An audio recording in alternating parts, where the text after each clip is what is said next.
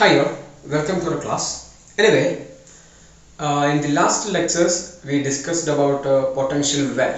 Okay, finite potential well. See here.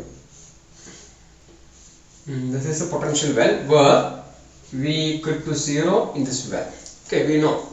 And this is a potential of amount V.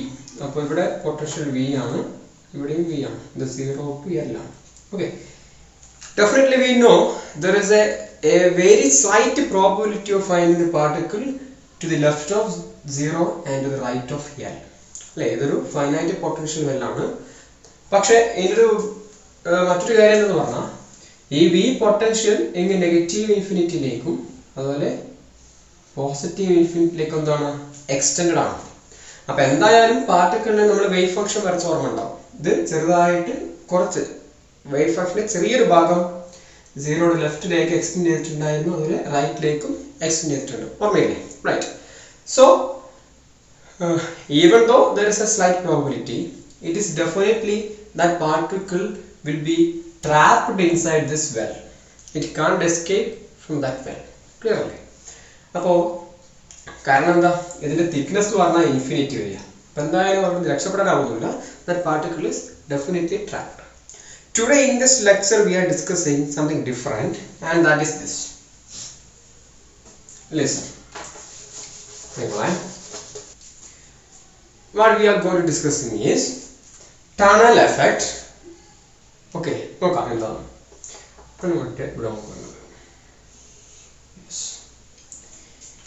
This is a potential barrier of potential V. അപ്പോൾ ഒരു finite potential ഉള്ള ഒരു potential barrier ഉണ്ട്. Right, നമുക്കത് classically ചിന്തിക്കാമേ. Classically അപ്പം അങ്ങനെയാണെങ്കിൽ if a particle okay approaches to the potential barrier, this is a barrier, പൊട്ടൻഷ്യലിന്റെ ഒരു barrier ആണ്. ഓക്കെ, അപ്പോൾ ഒരു പാർട്ടിക്കിൾ തീർച്ചയായിട്ടും ഇവിടെ അപ്രോച്ച് ചെയ്ത് കഴിഞ്ഞാൽ നമുക്കറിയാം where the energy of this particle E is less than V. അപ്പോൾ ഞാൻ ചോദിക്കട്ടെ, വിനേക്കാളും ഈ പാർട്ടിക്കിളിന്റെ എനർജി കുറവാണ്. അങ്ങനെയാണ് can this particle penetrate this barrier? ഈ പാർട്ടിക്കിളിന് ബാരിയർ പെനട്രേറ്റ് ചെയ്തിട്ട് അപ്പുറത്തെ ഭാഗത്തെത്താൻ പറ്റും? ഇല്ല. തീർച്ചയായിട്ടും ക്ലാസിക്കലി അല്ലെങ്കിൽ നമ്മുടെ ഒരു കോമൺ സെൻസ് ഉപയോഗിച്ച് നമുക്ക് മനസ്സിലാക്കാൻ പറ്റും ഈ പാർട്ടിക്കിൾ ഒരു കാരണവശാലും ഈ ബാരിയർ പെനട്രേറ്റ് ചെയ്തുകൊണ്ട് ഈ റീജിയനിലേക്ക് എത്താൻ ചാൻസേ ഇല്ല. Or this particle definitely will bounce back. It can't penetrate. There is zero probability of finding the particle at this region as well as at this region. നമുക്കാണ് പേര് കൊടുക്കാം. ഈ റീജിയൻ 1, ഇതിന്റെ ഉള്ളിലത്തെ ഈ ബാരിയർ റീജിയൻ 2, ഇത് 0 to L, ഇതിനാട്ടെ ഇത് 3. Okay, അപ്പൊ എന്തായാലും ഈ പാർട്ടിക്കിൾ ക്ലാസിക്കലി സ്പീക്കിംഗ് നമ്മുടെ കോമൺ സെൻസ് വെച്ചാൽ ഉറപ്പായിട്ടും വിയേക്കാൾ എനർജി ഈ പാർട്ടിക്കിളിൽ കുറവായതുകൊണ്ട് അതൊരിക്കലും അടുത്ത ഭാഗത്തേക്ക് കടക്കാൻ പറ്റത്തില്ല. But as we solve the Schrodinger's equation for this particle, that means if we treat this as a quantum mechanical problem, we can see that this particle, even though its energy is less than the potential barrier, can penetrate this barrier. Okay, and it can transit to region 3. Okay, so quantum mechanics beauty ഒന്നുകൂടെ നമുക്കിവിടെ കാണാൻ പറ്റുന്നുണ്ട്. അതെന്താണ്, പാർട്ടിക്കിളിന് penetrate ചെയ്യാൻ പറ്റും അല്ലെ, ഈ barrier penetrate ചെയ്തിട്ട് സെക്കൻഡ് തേർഡ് റീജിയനിലേക്ക് എത്താൻ പറ്റും. ക്ലാസിക്കലി അത് നമ്മുടെ കോമൺ സെൻസിന് നിരക്കാത്തൊരു കാര്യമാണ് അല്ലെ. ഈ പാർട്ടിക്കിൾ എനർജി ഈ പൊട്ടൻഷ്യലിനേക്കാൾ കുറവാണ് അല്ലെ. നിങ്ങൾ ആറ്റത്തിന്റെ ന്യൂക്ലിയസ്, അതിനൊരു പൊട്ടൻഷ്യലിനെ മറികടന്നുകൊണ്ട് ന്യൂക്ലിയസിനകത്തുള്ള ആർക്കും പുറത്തേക്ക് എത്താനാവില്ല. ഓക്കെ, റൈറ്റ്, കാരണം അതിന് എനർജി കുറവാണ് ആ പൊട്ടൻഷ്യൽ ബാരിയറിനേക്കാൾ. പക്ഷേ ആൽഫ ഡീക്കെ പഠിച്ചിട്ട് നിങ്ങൾ ഇവിടെ ആൽഫ പാർട്ടിക്കിൾ ന്യൂക്ലിയസ്, ഒരു ഡീക്കേയിങ്, ഒരു റേഡിയോ ആക്റ്റീവ് എലമെന്റിന്റെ ന്യൂക്ലിയസിൽ നിന്നും ആൽഫ പാർട്ടിക്കിൾ പുറത്തേക്ക് വരുന്നുണ്ട്. അത് ഇതിന് സമാനമായ ഒരു ഫിനോമിനയാണ്. അവിടെ ഒരു പൊട്ടൻഷ്യൽ ബാരിയർ ഉണ്ട് അല്ലേ, which is greater than the energy of A alpha particle. Even though the energy of alpha particle is very few than the potential barrier, it penetrates and comes out of the atom. നമുക്ക് alpha radiation കിട്ടാറില്ലേ? അപ്പൊ അതേ കാര്യം അത് അവിടെ സംഭവിച്ച എന്താണോ അതാണ് ഇവിടെ ക്വാണ്ടം മെക്കാനിക്കലി സംഭവിക്കുന്നത് അല്ലേ? അതിന്റെ ഒരു മോഡലാണെന്ന് പറയാം. ഞാൻ പറഞ്ഞു നമ്മളൊക്കെ മോഡൽസ് ആണ് പഠിക്കുന്നത്. ഓക്കെ, ആ മോഡൽ വെച്ചിട്ട് നമ്മുടെ സിസ്റ്റം സോൾവ് ചെയ്യും. അപ്പോൾ ടണൽ എഫക്റ്റ് ഉപയോഗിച്ചുകൊണ്ട് നമുക്ക് ആൽഫ ഡിക്ക് എക്സ്പ്ലെയിൻ ചെയ്യാം അല്ലേ? അതുപോലെ മറ്റു കുറേ കാര്യങ്ങളുണ്ട്, ഫിനോമിനാസ് ഉണ്ട്, ഒക്കെ നമുക്ക് എന്ത് ചെയ്യാം, എക്സ്പ്ലെയിൻ ചെയ്യാം. ചില സെമി കണ്ടക്ടർ ഡയോഡുകളുണ്ട്. ഓക്കെ, ഇതുപോലെ ഇലക്ട്രോൺ പൊട്ടൻഷ്യൽ ബാരിയർ മറികടക്കുന്ന ചില സിറ്റുവേഷൻസ് അവിടെയൊക്കെ സംഭവിക്കുന്നത് ടണൽ എഫക്റ്റ് ആണ്. ഇവിടെ സംഭവിച്ച പോലെ ക്വാണ്ടം മെക്കാനിക്സിലാണെങ്കിൽ തീർച്ചയായിട്ടും നിങ്ങൾ ആ സ്ട്രോഡിഞ്ചർ ഇക്വേഷൻ സോൾവ് ചെയ്ത് നിങ്ങൾക്ക് കാണാൻ പറ്റും. Particle can penetrate this potential barrier even if its energy is less than the barrier potential. Okay, അപ്പൊ അതാണ് നമ്മൾ ഇനി ഡിസ്കസ് ചെയ്യാൻ പോകുന്നത്. അപ്പൊ ഇക്കാര്യം വ്യക്തമാണ്, ടണൽ എഫക്റ്റ് എന്താണെന്നുള്ളത് അല്ലേ? നമുക്കിനി ഒന്നുമില്ല, നമുക്ക് ഓരോ റീജിയനിലും വേവ് ഫംഗ്ഷൻ ജസ്റ്റ് ഒന്ന് എഴുതി വെച്ചിട്ട് ഇങ്ങനെ ട്രാൻസ്മിഷൻ നടക്കാനുള്ള പ്രോബിലിറ്റി, ട്രാൻസ്മിഷൻ പ്രോബിലിറ്റി കാണാനുള്ള എക്സ്പ്രഷൻ നിങ്ങളുടെ പ്രോബ്ലം സെക്ഷനിലെ യൂണിവേഴ്സിറ്റി എക്സാമിന് അതിൽ ട്രാൻസ്മിഷൻ പ്രോബിലിറ്റി കാണാനുള്ള പ്രോബ്ലം വരാറുണ്ട്. സോ ആ ഒരു ഫൈനൽ എക്സ്പ്രഷൻ നമ്മൾ ഡിറൈവ് ചെയ്യുന്നില്ല, ആ ഫൈനൽ എക്സ്പ്രഷൻ നിങ്ങൾ എന്ത് ചെയ്യണം, പഠിച്ചു വെക്കണം. അത് ഉപയോഗിച്ചുകൊണ്ട് ഒരു ഡെഫിനറ്റ് ലെങ്ത് ഉള്ള ഒരു പൊട്ടൻഷ്യൽ ബാരിയർ എത്രയാണോ വോൾട്ടേജ് അതൊക്കെ തരും, അതെല്ലാം നമുക്ക് മറികടക്കാൻ ആവശ്യമായ അതിൻ്റെ മറികടക്കുന്ന പ്രോബബിലിറ്റി അത് ഫൈൻഡ് ഔട്ട് ചെയ്യേണ്ടി വരും. Okay, so first of all we can write the Schrodinger's equation for 3 regions. നേരത്തെ നമ്മൾ പൊട്ടൻഷ്യൽ വാല്യൂ 3 regions ഉണ്ടായിരുന്നു അല്ലേ? ഇവിടെ 3 regions വ്യത്യാസമുണ്ട്, അവിടെ 3 regions അല്ല. Okay, so let us see how the wave function or how the Schrodinger's equation looks like. For the first region, definitely v is 0 അല്ലേ? ഇവിടെ നോക്കുക, v ഉള്ളത് ഇവിടെയാണ്, റൈറ്റ്? ഞാനിവിടെ e മൈനസ് വി എഴുതി കണ്ടിട്ട് ഇവിടെ പൊട്ടൻഷ്യൽ v ആണ് വിചാരിക്കുന്നത്. യെസ്, ഈ 0യുടെ ലെഫ്റ്റിലേക്ക് പൊട്ടൻഷ്യൽ എന്താ, 0 ആണ്. അതുകൊണ്ട് പാർട്ടിക്കിൾ ഒരു കുഴപ്പമില്ല, മൂവ് ചെയ്യാം. അതുപോലെ തേർഡ് റീജിയനിലും v എന്താണ്, 0 ആണ്. അപ്പോ ഈ ഒരു റീജിയന് നടുവിലായിട്ട് ഒരു പൊട്ടൻഷ്യൽ v പൊട്ടൻഷ്യൽ ഉള്ള ഒരു ബാരിയർ ഉണ്ട് അല്ലേ? സോ ആ regions 1 and 3 potential is 0.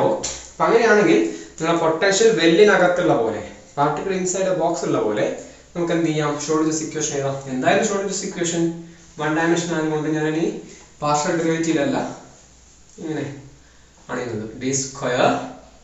ഇപ്പൊ റീജിയൻ 1 ആയതുകൊണ്ട് psi1 കൊടുക്കട്ടെ. അവസാനം നമ്മൾ ഇങ്ങനെ 1 ഉം 2 ഉം കൊടുക്കാം. ഇനി എവിടെ കൊടുക്കണം, psi1 d square psi1 by dx square. These all are 1 dimensional problems. In your degree classes you are not going to discuss 3 dimensional problem. Okay, we need to discuss only 1 dimensions. So d square psi1 by dx square plus 2m by h cut square e minus v psi equal to 0 ആണ് Schrodinger's equation. പക്ഷേ region 1 ൽ v 0 ആയതുകൊണ്ട് നമുക്ക് e psi മാത്രമേ ഉണ്ടാവൂ.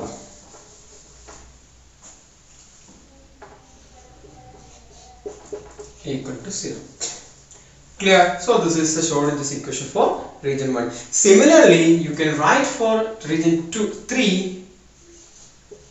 അത് similar regions ആണ്, potential 0 ആണ്. അതുകൊണ്ട് ഞാൻ ആദ്യം 2 എഴുതുന്നതിന് മുമ്പ് 3 എഴുതാം.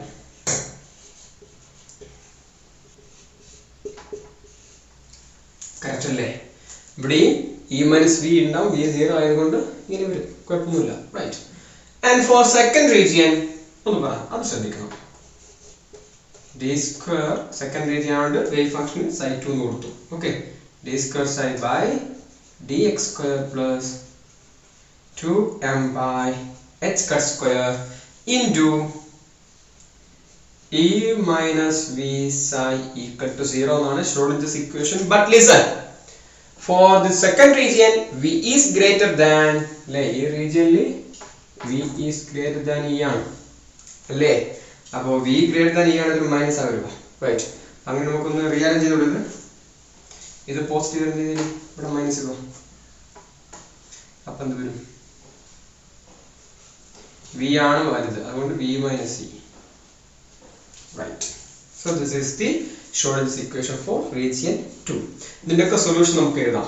എഴുതുമ്പോൾ ശ്രദ്ധിക്കുക, ഈ രണ്ടാമത്തേന്റെ മാത്രം e raised to ഒരു kx ആ ഫോമിൽ ആയിരിക്കും അല്ലേ, a e raised to kx plus b അങ്ങനെ എഴുതാറില്ല നമ്മൾ, ആ ഫോമിൽ കിട്ടും. അതുപോലെ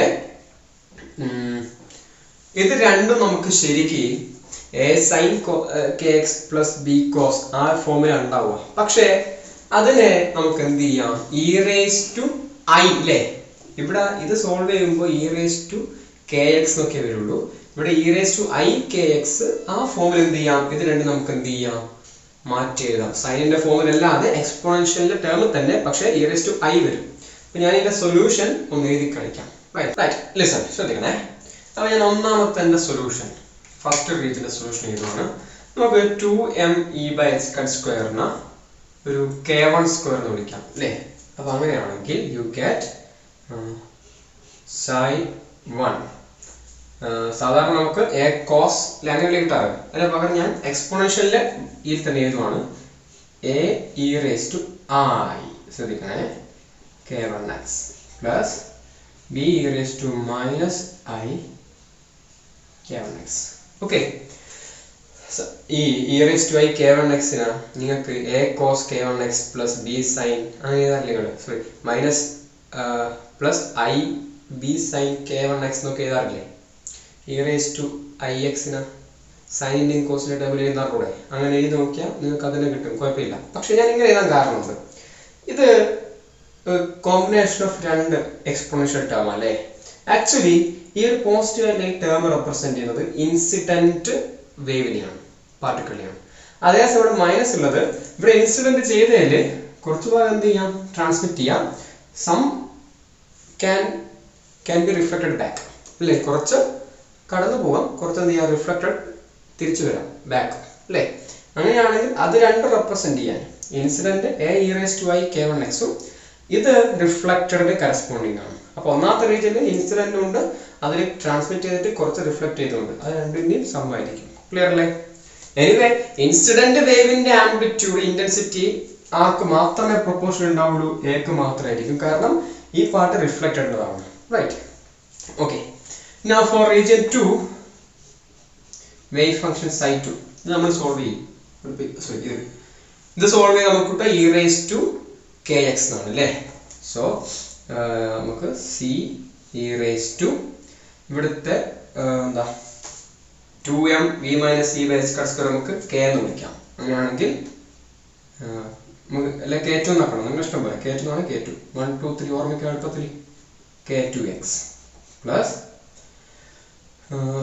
d e raised to minus k2x. Right, now listen, the third region psi3 അത് നമ്മുടെ ഒന്നാമത്തെ റീജിയൻ പോലെ തന്നെയാണ്, ഇതേ ഫോമിൽ ഉണ്ടാവും അല്ലേ. a cos kx plus b sin അല്ലെങ്കിൽ ആ ഫോമിലാണ് വേണ്ടിയിരുന്നത്. ബട്ട് എനിക്കിവിടെ യൂസ്ഫുൾ ആയ ഫോം എന്താണ്, എക്സ്പോണൻഷ്യൽ ഫോമിലായതുകൊണ്ട് ആ കോസിന്റെയും സൈനിന്റെയും ടേം ഒക്കെ ഞാൻ അല്ലെ ആ ഫംഗ്ഷൻ അങ്ങനെ എഴുതാതെ എക്സ്പോണൻഷ്യൽ ടേമിലേക്ക് മാറ്റുവാണ്.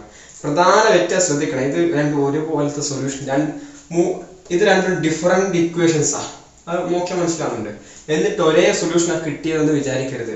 ദിസ് ഈസ് ഈ I k1x, ഈ I k1x നിങ്ങൾക്ക് സൈനിന്റെയും കോസിന്റെയും ടേമിൽ എഴുതാം, അത് നിങ്ങൾ പഠിച്ചിട്ടുണ്ട്. റൈറ്റ്, ഇതല്ല, നമ്മൾ നേരത്തെ സോൾവ് ചെയ്തതാണ്. Okay, so anyway third region again ഈ ഫോമിലായിരിക്കും. നമുക്ക്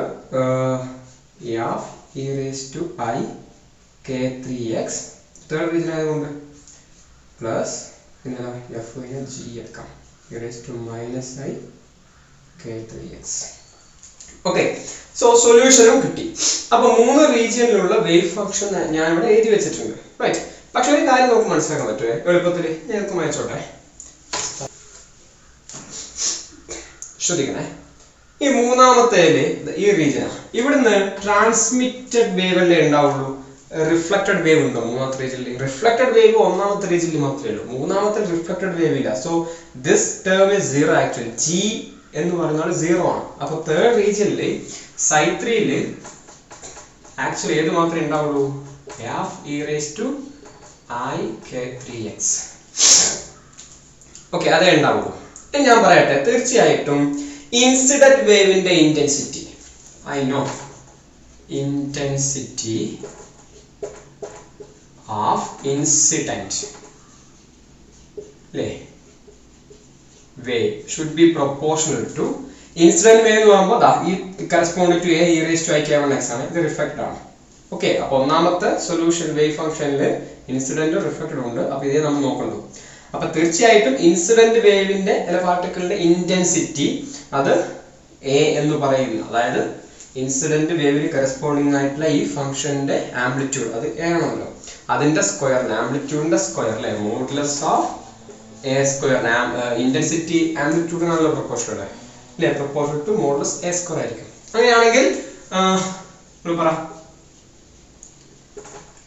intensity of transmitted wave ഒന്ന് പറ that is proportional to what? transmitted wave ഇതാണ്. ഇതിൽ ഈ പാർട്ട് ഇല്ല. f e raised to i k3x നോക്കിയാൽ മതി. f e raised to i k3x ആണ് ട്രാൻസ്മിറ്റഡ് വേവ്. അപ്പോൾ അതിന്റെ ആംപ്ലിറ്റ്യൂഡ് f ആണ്. So proportional to modulus f square.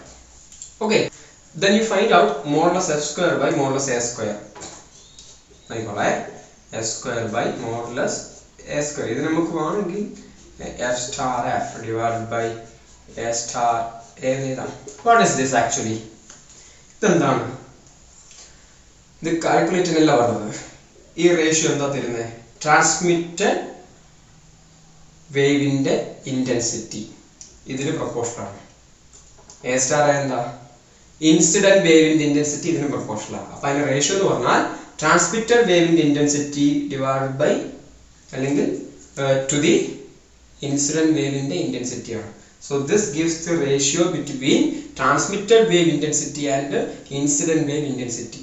Okay, that means this, or we call this as the transmission probability. The transmission probability. Okay, transmission probability. Appo transmit cheyappetta wave inde intensity square divided by incident wave inde intensity amplitude square. Okay, amplitude proportional intensity adonde angana parnu. Anyway, ആ ratio എന്ന് വിളിക്കുന്ന പേരാണ് transmission probability. നമ്മളത് capital T കൊണ്ടാണ് എന്ത് ചെയ്യാറ് denote ചെയ്യാറ്. Okay, പിന്നെ problem 5. Okay, now what is the expression for this transmission probability? That is t equal to e raised to minus 2k2el. Okay, ശ്രദ്ധിക്കണേ. k1 ഉം k3 എന്നല്ല. ശരിക്കും ഇവിടെ ഒരു കാര്യം പറഞ്ഞോട്ടെ. k1 ഉം k3 ഈക്വൽ ആയിരിക്കും. കാരണം നമ്മുടെ വേവ് ഫംഗ്ഷൻ എഴുതിയപ്പോൾ v0 അപ്പൊ 2me by h cut square എന്നുള്ള സെയിം ടൈം. അപ്പോൾ k1 ഉം k3 ഈക്വൽ ആയിരിക്കും. No matter. ഇവിടെ ഇക്വേഷൻ വരുന്നത് k2 ആണ്. k2 എന്തായിരിക്കും നിങ്ങൾ പറ? എന്തായിരുന്നു k2? ഈ റീജിയനിലാണ്. അവിടെ v minus c കോർണർ അറിയില്ല. k2 equal to 2m v minus e by h cut square ഉണ്ട്. അതിന്റെ സ്ക്വയർ ആയിരുന്നു. അപ്പോൾ k2 ആകുമ്പോൾ ഇത് മാത്രം വരും. So k2 is root of 2m v minus e by h cut. Clear അല്ലേ? റൈറ്റ്. അപ്പോൾ നിങ്ങൾക്ക് വേണമെങ്കിൽ ഈ റീജിയനിൽ സൈറ്റ് 2 എഴുതുമ്പോൾ k2 വരെ k എടുക്കുവാണെങ്കിൽ ഇവിടെ എന്താവും? -2k എഴുതണം. ഓക്കെ, അതെന്താണ് എടുക്കുന്നത് മാറ്റം വരുത്തണം. റൈറ്റ്. ഷിക്കായി ഓർമ്മിക്കുക, ട്രാൻസിഷൻ പ്രോബബിലിറ്റി -2 ഒരു k പാർട്ട് ഇൻറ്റു l വരും. ആ k പാർട്ട് എന്ന് പറഞ്ഞാൽ സെക്കൻഡ് റീജിയനിലാണ്. അതായത് ഏതാക്കെ? root of 2m v minus e by h cut. ഓക്കെ, അല്ലെങ്കിൽ k2 square equal to 2m e minus v by h cut square അങ്ങനെയും പറയാം. No problem. റൈറ്റ്. സോ ഈ ഇക്വേഷൻ ഉപയോഗിച്ചുകൊണ്ട് ഞാനിപ്പോൾ ഇവിടെ എഴുതിയിരിക്കുന്ന